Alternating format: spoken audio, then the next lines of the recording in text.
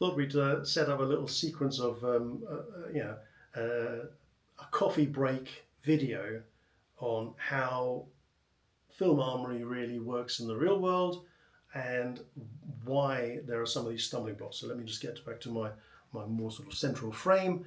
The key things are sometimes in productions the role of the armourer isn't totally understood, and it's a little bit maligned because they go, oh, yeah, he's the gun nutter. He's the gun nutter that brings the guns. We do a little bit more than that. We fill out quite a lot of forms and health and safety documents that have to be covered because obviously we have, everyone has a boss. So we have the head of production is kind of our boss. They are the ones that sign off on our invoice, which is nice. But also we step in as an intermediary between the police and the Home Office because firearms kind of fall very much under their remit. And the Home Office doesn't want to send someone to look at a TV production. You know, it's difficult to work out how many people work at the Home Office on a good day. Therefore, you're not going to find someone who's prepared to take that role. The police have a different job and have a very different take on firearms. All firearms are bad, according to the police.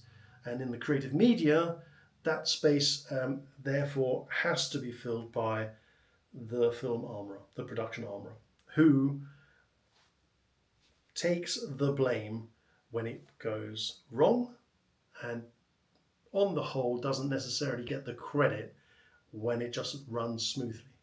Because we're kind of unseen. We don't get full set days, so we're not on the production every day, which means we're kind of missing out sometimes, and we very quickly have to fit in.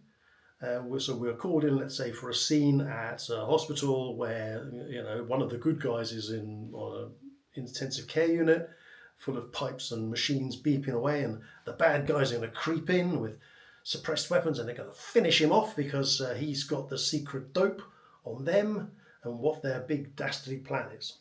So we just turn up pretty much for that one scene. So we will get a call about 2 hours before we're needed, get to set, orientate yourself, get your layout ready of your little table if you need one, or you have your little carry-on with all your stuff in it. You're then told that one and that one, okay. We then take the two actors to one side because they're not in that scene yet. We ask the questions, have you done this kind of stuff before? Okay, you need to fill in your declaration that you're not a banned person, that you're allowed to take part in this scene.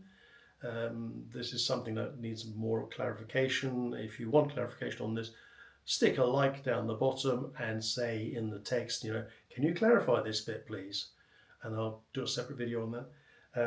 We then do a little bit of intermediate training with them. If they're very quick at grasping the role, we sort of say, right, you're lead one, you're lead two, this is how you're going to do it. So we take on the role of the tactical advisor, be it military or police, it doesn't really matter, because there's no rule book for assassins as such. They're just bad guys who are sneaking around, hurting good guys. It's really bad. So we take on all of these different roles that are really, they sound a bit stupid when I'm trying to explain them like this, but they are critical within your production. If you decide to not use a film armourer because your cousin does airsofting for argument's sake, and they can pop down and for the price of a couple of beers, they can do all of that for me, that's great. The problem is when it goes wrong, and the ramifications, the legal ramifications of those actions can stick around for a long, long time, because a lot of the Firearms Act and how it is applied, 96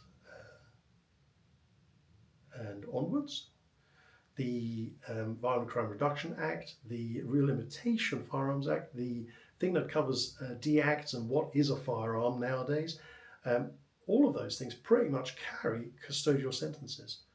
And we take that on. We take that risk away from the production, and we kind of deal with it as best as we can with our paperwork and our plans to mitigate the risk to the money, as in financiers, directors, producers, DOPs,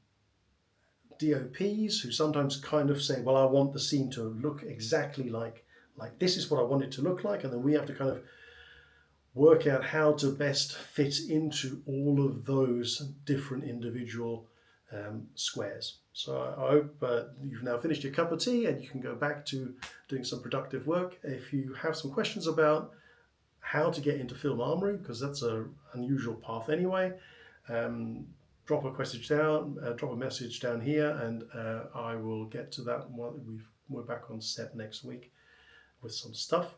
And we're hoping to make this a regular kind of an updatable thing, and then we'll have a hierarchical structure that will act as a little video resource, a 5-minute or so piece of video, and that would be pretty handy, I think, especially in this day and age when there's a lot of movement within crew and productions anyway. So have a good day, have a safe day, we'll catch you later. Thank you.